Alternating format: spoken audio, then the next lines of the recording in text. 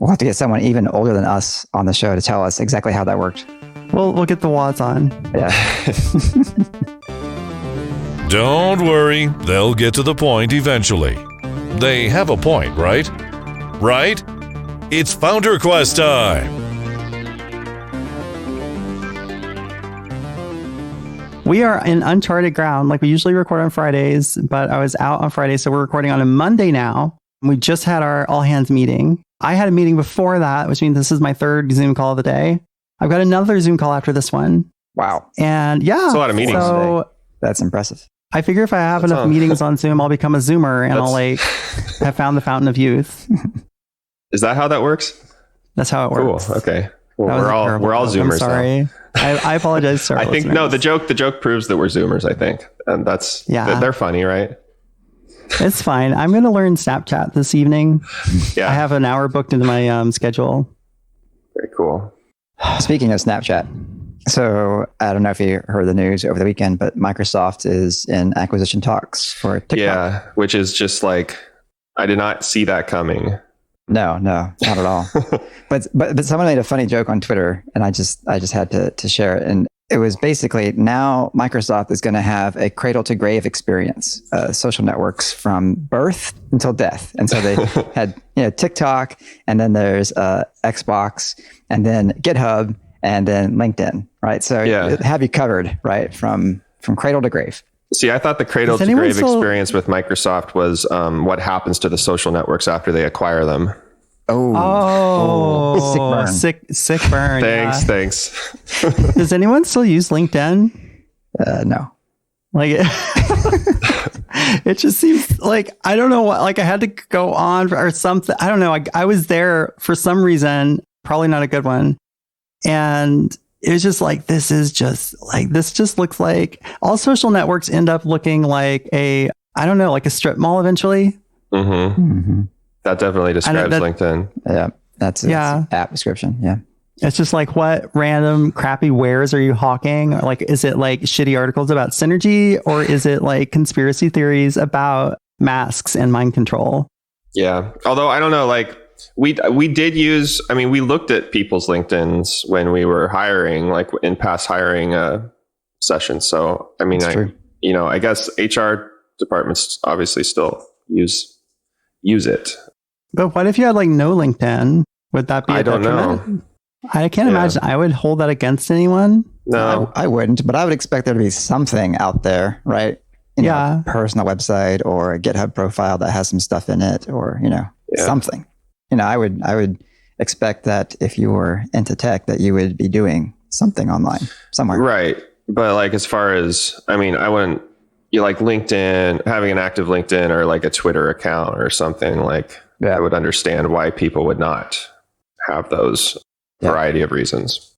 I regret both regularly. So, I mean, because if you wanted to hire Kathy Sierra, she's not going to have a Twitter account. Yeah, exactly. Right? Yeah. So, yeah. And I'm sure there's plenty of people out there that would not want to put themselves into the environment that is Twitter for very similar reasons. Exactly. That's me lately. Which is unfortunate. Yeah. Really? Is it, Star? Oh, yeah. Yeah. I was just like, this is just making me unhappy every time I look at this. Why am I looking at this? I stopped reading the newsfeed, because that's the thing. Like, if I stop at Twitter, like, it sucks you in, and then it just makes you sad or mad or another negative emotion. Doom scrolling. Doom scrolling. Yeah. It's like, I know the world's ending. I don't need to be reminded of it like every 2 minutes. Like, give me a couple of hours in between. What should we talk about today? So, one of the topics on our list is a question that Ben put together for us a while back, was what sparked each of the founders' interest in computers.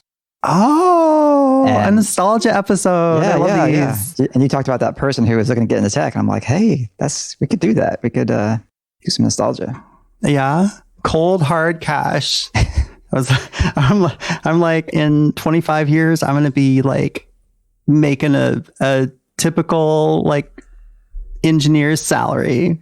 What I'm curious about though is so like Star, you mentioned you had a non-traditional path, but I wanted to find out a little bit more about what y'all wanted to do when you were kids before you ended up on the whole, I'm going to be a developer slash tech slash person, whatever. Like, for example, I wanted to be an architect. That's what I wanted to be. As at least one of the things when I was a kid. There were some other things in there, but one of the things I really wanted to do was to be an architect. I thought that was a super cool career. Yeah, I'm trying to remember. I know journalist was always one for me. Oh, that's cool. That's cool. Yeah. You do value the truth. Mm-hmm. My dad was an architect, so I can actually see that, Ben. Like, I think you would make a pretty good architect if you ever want to go back to school. But let me tell you, architects make shit money. Like, of all the like professions that people know about, that's like architects the least paying. It's like a beige collar. It's not like a white collar job. It's like a beige collar because they get paid so little. Yeah, and I think it's just because it's like, I don't know, game development or something. Like, so many people are like, oh well, I like art and stuff, so I'm going to be an architect, and so it's kind of like this prestige thing. But you don't actually need that many architects. Right. Like, there's only so many buildings and so many unique buildings.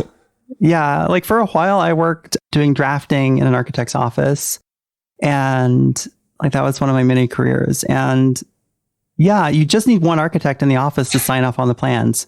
And yeah, like everything else has become like very specialized. So it's like, yeah, you need your HVAC engineers and you need your plumbing people and all that stuff. So like in terms of like architects, they don't make that much. The engineers, on the other hand, from my limited experience, seemed to make a little bit of money. Can I tell you about a story? Oh, please.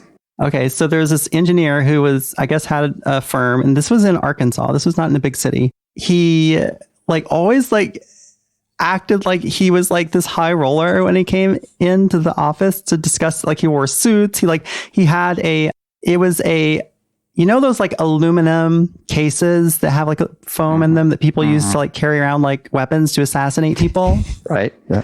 Yeah. It was one of those, but it was full of cigars.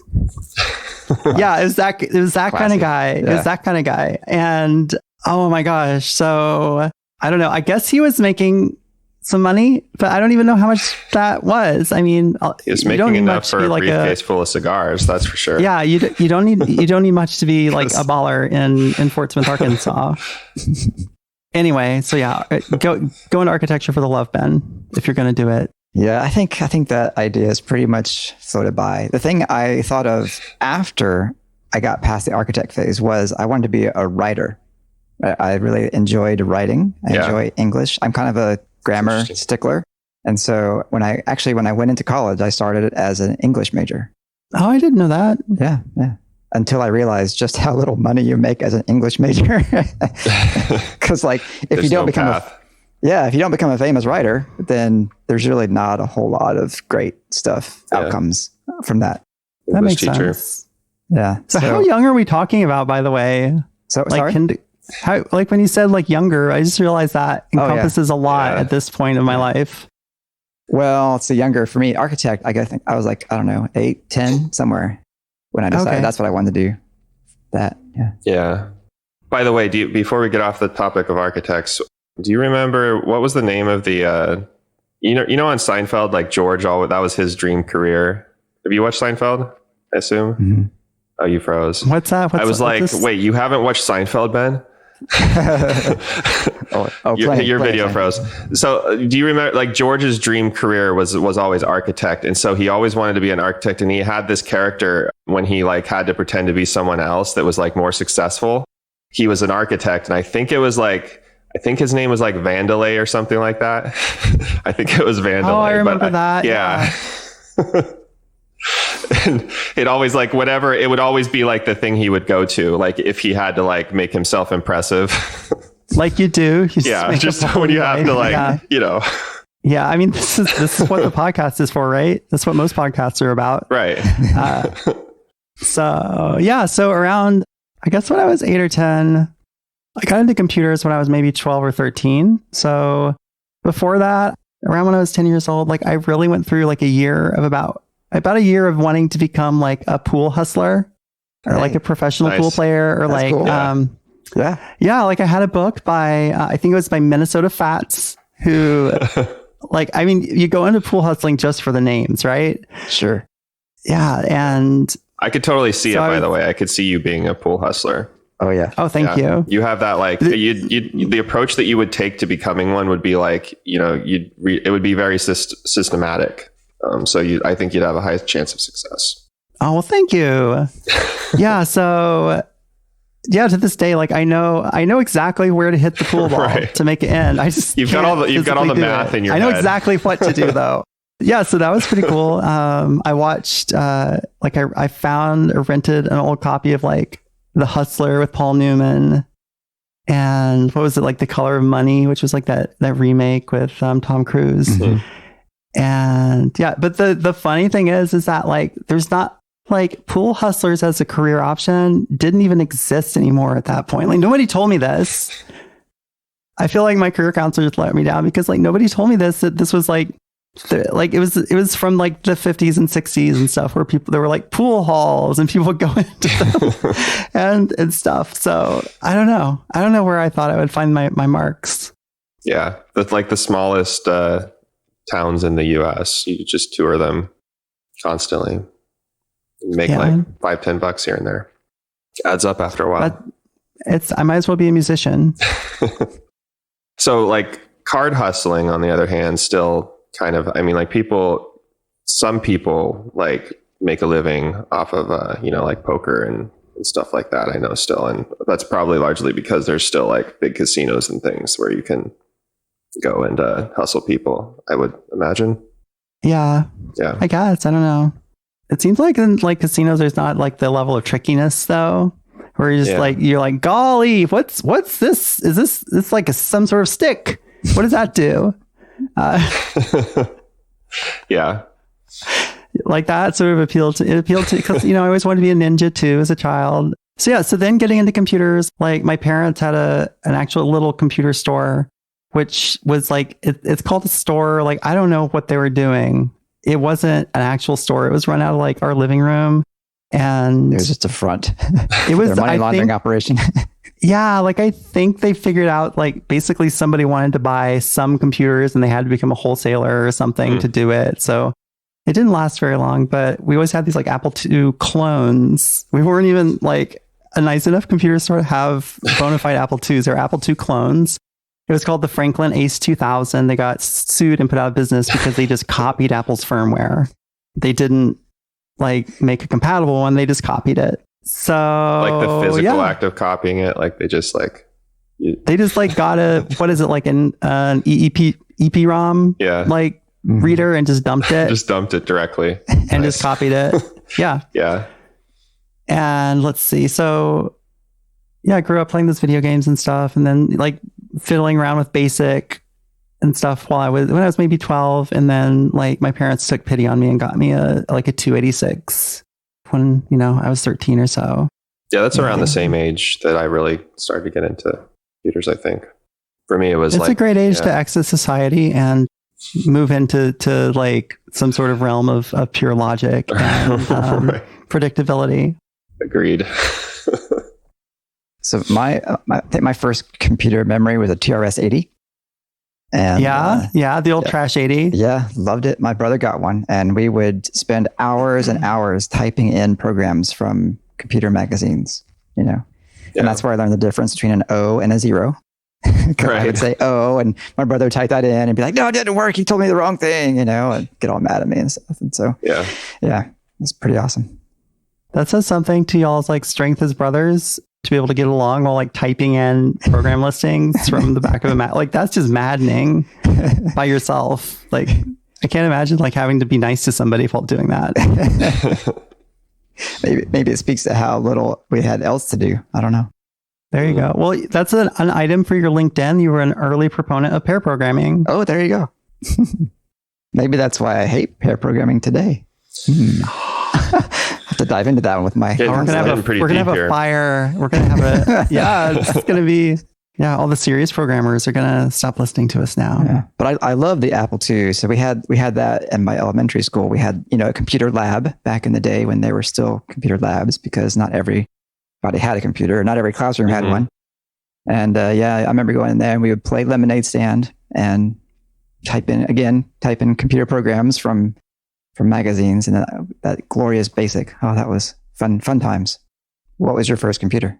I don't remember what the first, like our family, whatever the family, like we had family computers. I remember like, cause I was like, my first computers would have been like mid 90s. I think like I got my first computer. I want to say like, I remember having like the Pentiums, obviously. I want to say I like remember like 386 and something like that, but yeah, I don't recall. Yeah. My first I think I remember my Pentium too. Yeah, that was a glorious time. My first family computer was an IBM. It was a Hewlett Packard 8086 processor with a 30 megabyte hard drive. It was wow, that was huge. Yeah, it was amazing. I was living. Yeah. Oh man, what a weird. It's weird. It's like people used to be drawn to computers like because it was like they were like these like little self-contained things that you could kind of understand and play with, and now it's like you go into computers and it's the least self-contained thing that man has ever invented in the world. It's just such a I don't know. I think all the time about the contrast between how things were and how they are now, which I guess makes me old. I guess that's like that's just like reminiscing about the sock hops or something. The thing that really got me into computers though was not it. I don't want to say it's like the computers themselves, although I guess like I remember like I was really pretty into like playing like MS DOS games and stuff. Like I guess that that was like before the internet really became a big part of my life. But the internet was really what got me into like what I really got interested in. I never wanted to like do game development or any like I didn't care about the hardware. Like couldn't care less about computer hardware, to be honest. It was always like the internet, and then I got into like the software, like scripting side of it. But yeah. This was a little bit pre-internet, but did you guys know that I ran my own BBS? That's awesome. Yeah, I ran my own BBS. Which software did you run? VBBS. Oh yeah, which was written in like Visual Basic, I think. Mm-hmm. And by a guy who like seemed to be a wizard. And like I bought a copy, like I saved up like my $30. It seemed like a huge amount of money back then. I saved up like $20 or $30 to buy a license, and I sent it to him, and like he emailed me back, and it was like some celebrity was emailing me or something. It's like, oh, this guy was like, oh, and I tried looking at the code because it was like, I don't think it was compiled, and I just couldn't understand it. And it just seemed I realize now I think it wasn't the best code. But, also I didn't really know Visual Basic that well, but it just seemed magical. And one funny thing about that though, is I started my BBS. My parents had a couple of houses, and in one of the houses, they rented out a room to this guy who's a longtime friend of theirs. And he got into trucking as a profession. And so he started like being absent for like a month at a time. And in one of the other rooms of this house is where I had my computer. It's, back when you had like a room for the computer. Yeah, so this free phone line, right? Yeah, exactly. I know this story. Exactly. I mean, from my own life. And so I'm picturing it now. I haven't even pictured this for years, but like it was like an empty room, and I had like a desk in just the middle of it with a computer on it. It was like very much like, I don't know, like sort of like hackers aesthetic. Where totally. Yeah. And I had my like piles of like cola cans. Like they didn't sell Jolt in Arkansas, so I couldn't get it. But I had my Mountain Dew cans there. And so I started BBS on this guy's phone line, and then he came back, and his phone was just ringing constantly. And with modem sounds, and nobody knew what that was back then. So I got in trouble, and yeah. But I got my own phone line out of it, so that was nice. There you go. So how long did you run your BBS? I don't know, like a year or so. Oh, that's cool. Like it was definitely sort of shut down by the time I went to college. And these two jerks like socially engineered me and hacked it.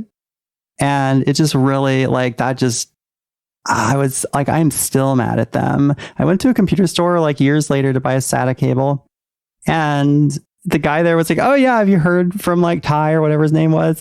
He's doing this, blah, blah, blah. And I'm just like thinking, it's like, I hate that guy. I will never talk to him.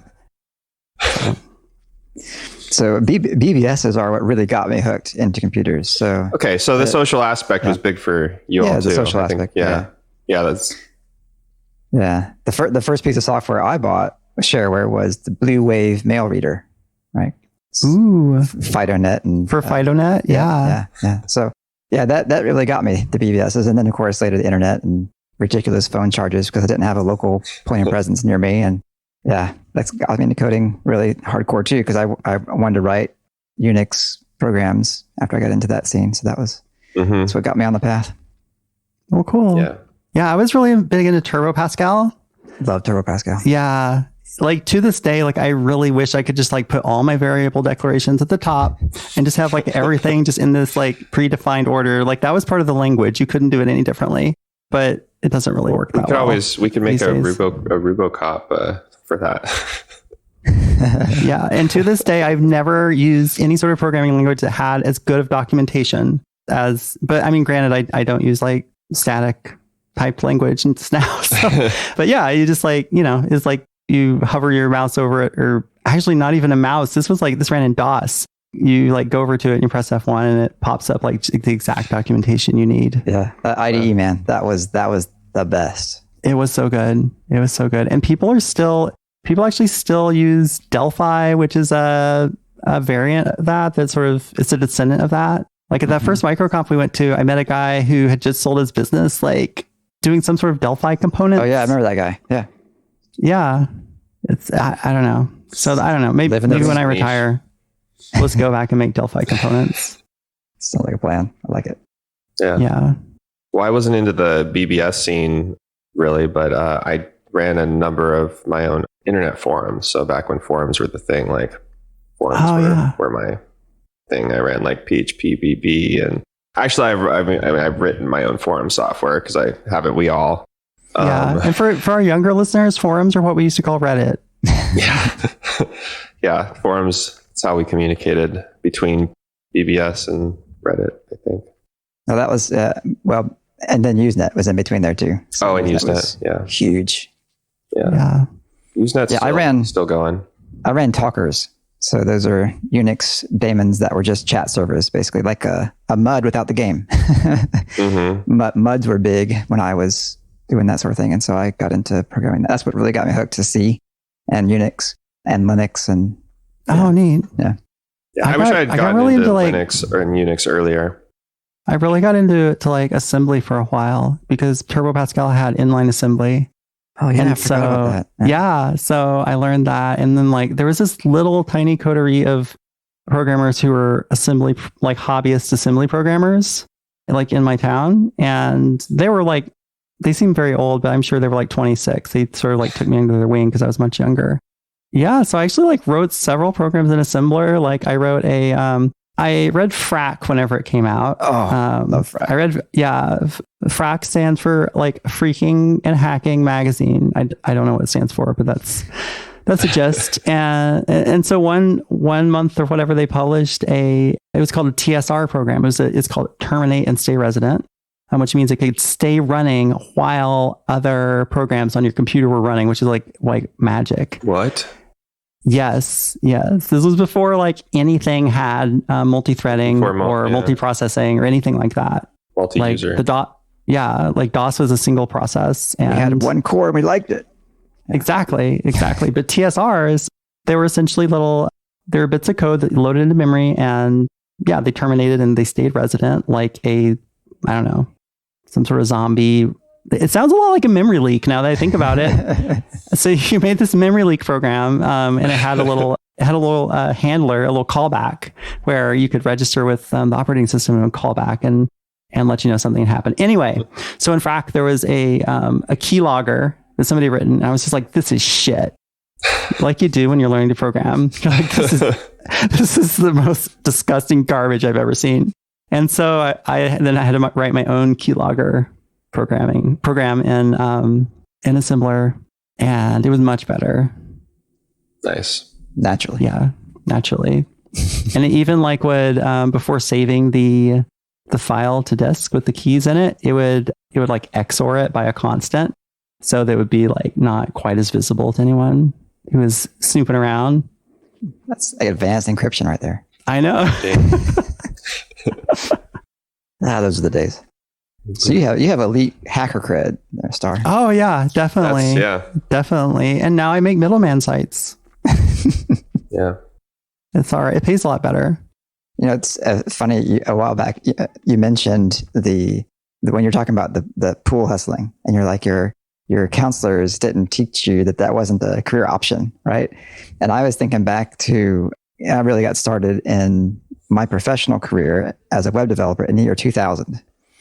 And that career didn't exist. Like just a few years before that, right? Yeah. Like that's a pretty new thing. So like no counselor when I was growing up would have said, yeah, you know what, you can do this computer thing, right? Because like it was just didn't exist yet. I just think it's cool that like the world has changed that much that happened. Yeah, that's true. Oddly enough, like when I took my like assessment test in junior high, like it was like computer programmer, but that was before, there was web developers. It was just like, do you like people? No. Do you like being alone? Yes. Okay. Computer programmer. Little did they know that like the profession would grow into the collaborative experience that it is today. Yeah. where if you, don't succeed really if you can't communicate with others. Not so much. We got totally scammed. That's what I'm trying to say. Yeah, pretty much. What the hell? But we still get our pizza and a Mountain Dew. Yeah. But I guess we have hacked the system a little bit with Honey Badger. Yeah. Well, that was a fun walk down memory lane. It was. Well, if you guys don't have any more like BS to like bring up, I'm sorry. I thought that would be witty, but it just sounded mean. If you guys don't have any stuff, oh my God, what is wrong with me? I can tell you're so mean. This is my third. I can tell this is my third Zoom meeting today. Like I'm dragging. Like I used up like all my good material in the all hands. So yeah, I'm good. Yeah, are y'all good? Good. But if we have any listeners who have a favorite Usenet group that they remember, you have to tweet at us and let us know what that was so we can share in the memories. That sounds great. If I want to know what your favorite like interrupt was from IntList. Nice. So just like tweet that at me at Starhorn. So yeah, if y'all like this show, please go leave us a review on Apple Podcasts. If you would like to write for us, go to our blog at honeybadger.io/blog and look at there's a link that says write for us. Look at that. Read the whole thing because I will question you. I will test you. And yeah, until then, like toodaloo. FounderQuest is a weekly podcast by the founders of Honey Badger. Zero instrumentation, 360-degree coverage of errors, outages, and service degradations for your web apps. If you have a web app, you need it. Available at honeybadger.io. Want more from the founders? Go to FounderQuestPodcast.com. That's one word, where you can access our huge back catalog of episodes. FounderQuest is available on iTunes, Spotify, and other purveyors of fine podcasts. We'll see you next week.